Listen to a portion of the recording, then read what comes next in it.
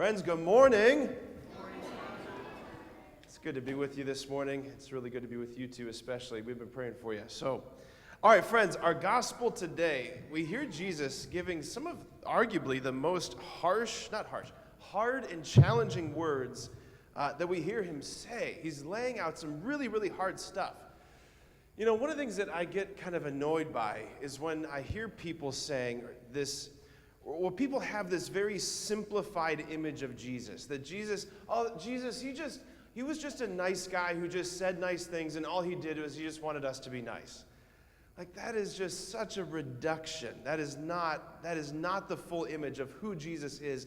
I mean, you read the scriptures, this is a very complex, powerful, fascinating human being. That's who Jesus was. And in this gospel today, he's laying out the cost of discipleship. He's laying out the cost of discipleship. What does it mean to be one of his followers? What is it going to ask or demand of you? And it is intense. It's intense.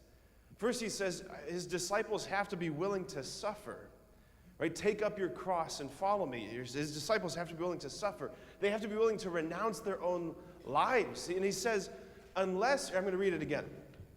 If anyone comes to me without hating his father and mother, he cannot be my disciple. Raise your hand if that strikes you as odd.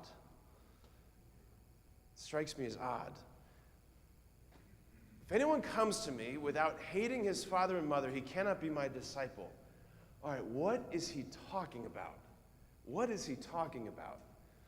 Like, when I was a kid, there was moments that I remember in my memory of like having fights with my mom and dad. I remember this one time, my buddy and I, we were probably 4th, 5th grade, somewhere in that range.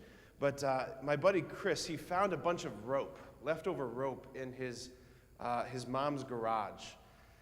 And we decided we were going to make a high ropes course up in the woods in his backyard. So we got this rope and we strung it around all the trees, and we made these homemade like harnesses for ourselves. Now, how do you think these harnesses were made? I mean, fourth grade kids making homemade harnesses. You think they were very safe?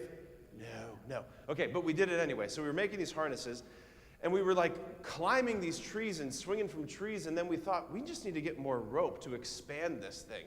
So I remember my dad and I went to the hardware store, and I was asking him to buy me all of this rope, and he's like, what do you need rope for? I'm like, Chris and I are making a high ropes course up in the woods. And he's like, no, you're not. No, you're not.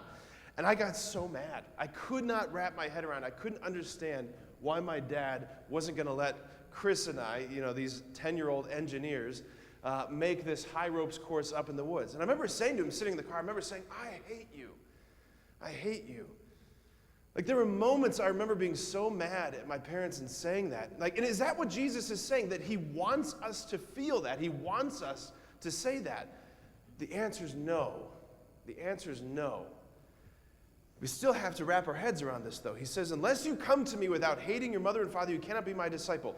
A better translation of this would be something like, unless you consider me, Jesus, unless you consider me, relationship with me, the most important thing in your life, you cannot be my disciple.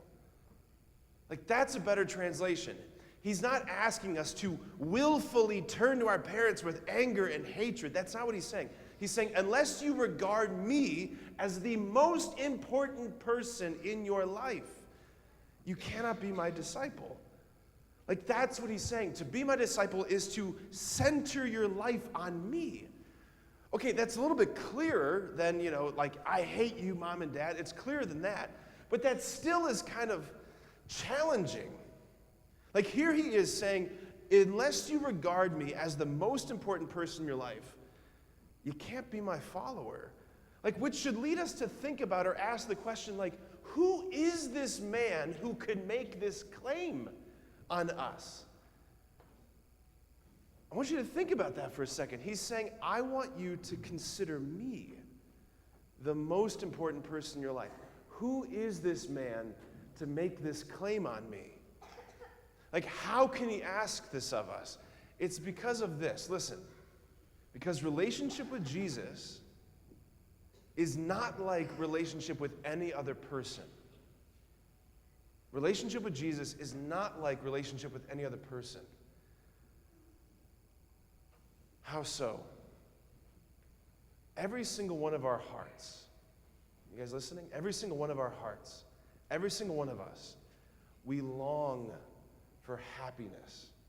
Every single one of us, we long to be loved, to know that we matter, to know that we belong. And we turn to lots of people to tell us and show us, do I matter? Am I loved? Do I belong? But our hearts are desperate for the fullness of that answer. There's only one person who can give us the fullness of that answer, and it's Jesus.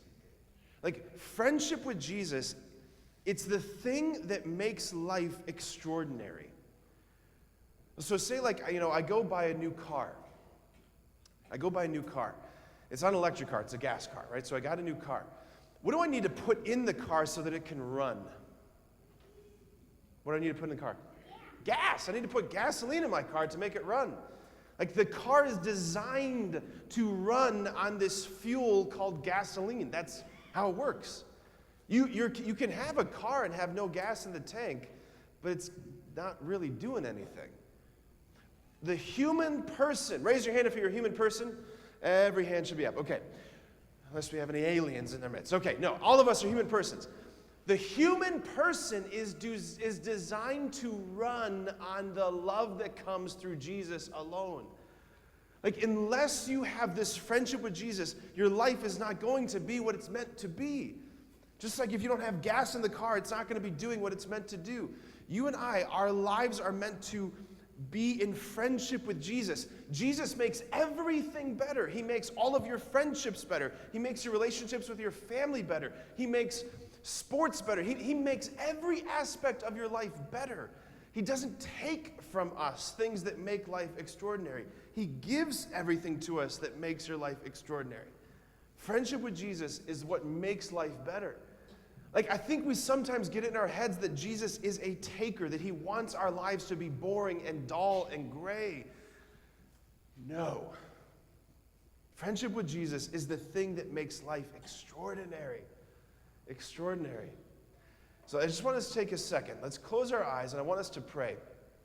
Lord, you are telling us in the gospel that unless we regard our friendship with you, our relationship with you, as the most important thing, we cannot be your disciple. Lord, these are challenging words. We ask, Lord, that you would reveal yourself to us in such a way that we would see and understand that your love makes life better. Friendship with you makes life better. That you magnify everything. We ask for you, Lord, to reveal this to us in this Mass and every day of our lives. Amen.